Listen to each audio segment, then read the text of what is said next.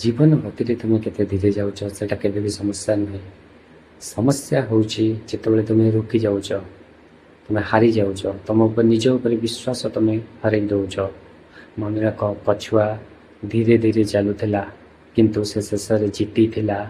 ତେଣୁକରି ଜୀବନରେ ମଧ୍ୟ ଆମେ ସେଭଳି ଆପଣେଇବା ଯେମିତି ଆମେ କେବେ ରୋକିବା ନାହିଁ। ଧୀରେ ଧୀରେ ହେଉ ପଛେ ଆଗକୁ ବଢ଼ିବା, ଆଗକୁ ଚାଲିବା, ତ ନିଶ୍ଚୟ ଆମର ଜିତ୍ ହେବ। ଜୀବନ ଗୋଟେ ଛୋଟ ଦୌଡ଼ା ରେସ୍ ନୁହେଁ, କିନ୍ତୁ ଜୀବନ ଗୋଟେ ଯାତ୍ରା। ତ ଧୀରେ ଧୀରେ ଗଲେ ଆମେ ଜୀବନକୁ ଶେଷରେ ପହଞ୍ଚିବା, କିନ୍ତୁ ହାର ମାନିବାନି, ରୋକିବାନି କେଉଁଠି, ତାହେଲେ ନିଶ୍ଚୟ ଆମେ ଜିତିବା। ତେଣୁକରି ଆମେ ମନେ ରଖିବା ଉଚିତ, ସଫଳତା, ତୁମର ସଫଳତା ଗତିରେ ନଥାଏ, ସେଟା ତୁମର ଧୈର୍ଯ୍ୟ, ଆତ୍ମବିଶ୍ୱାସ, ଆଗକୁ ଚାଲିବା। ଯେତେ ଧୀରେ ହେଉ ପଛେ କିନ୍ତୁ ଆଗକୁ ଚାଲିବା, ରୋକିବା ନାହିଁ, ତାହେଲେ ଆମେ ନିଶ୍ଚୟ ଜିତିବା, ହାରିବା ନାହିଁ। ଧୀରେ ଚାଲ କିନ୍ତୁ ରୋକ ନାହିଁ। ଜୟ ଜଗନ୍ନାଥ।